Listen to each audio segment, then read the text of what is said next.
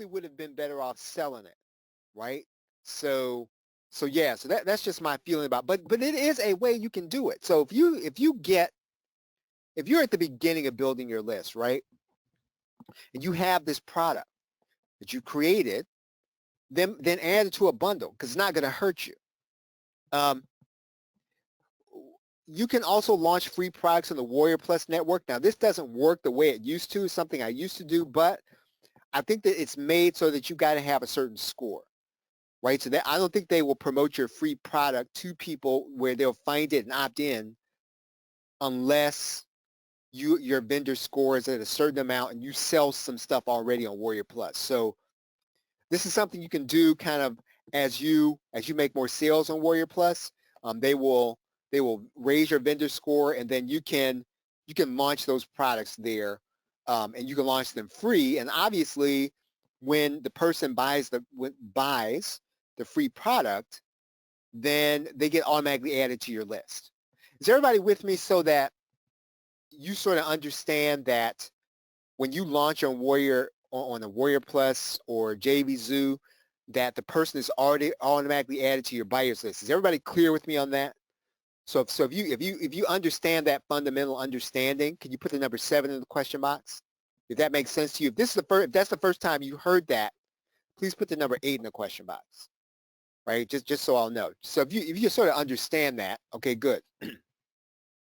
Because that's how you're going to build a buyer's list anyway. But you can also do that by selling free products, right? It's another way to do that. I highly suggest, now you can't do it with PLR. I suggest you put a course or two on Udemy and Skillshare.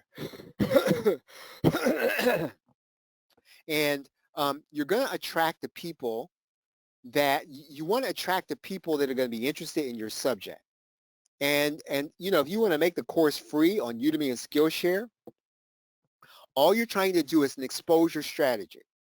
Most people on Udemy are trying to do it in order to make a buck, right? Which is fine. You are doing it in order to get people to see your profile, click on your link, and go to your opt-in page. So having a course on Udemy, Skillshare, Amazon Video Direct. Now you can't do PLR with that. So that's the only thing about that. You are gonna, but you don't have to create a long course. You just need to be informative. And you see down here, I've got that this is kind of a slow process. So it doesn't work fast, but it happens over time. And so once you get the course on Udemy and Skillshare, as long as it's an evergreen course, it's going to bring people at a trickle to you. And if you title your course and you make your course about the thing you're trying to get people to opt in on, again, see all these things, this is not a big jump, right? So this is not a prime to pump strategy. It's really more like a trickle people over. But you should do this. So whatever it is, right? And they don't really have any, you know, I would say prerequisites. You don't have to be a somebody to put your course over there. I would just say that you can't use PLR to do it. So it's got to be original. And it's got to kind of make people want to get your other stuff. Again, slow, but the person who comes over is going to be higher quality. Now this takes a little longer and it could kind of slow you down.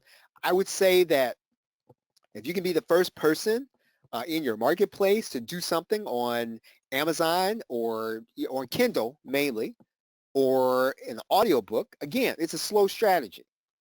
But I would say that when you start talking about the make money online space, very few people write books. So again, what you're doing is you're kind of positioning yourself to get leads. So I'm not going to say that it's going to make your brand super popular. What it's going to do is it's going to get people who may be doing a search for that subject and they can't find anything, you know, in Kindle except for your thing.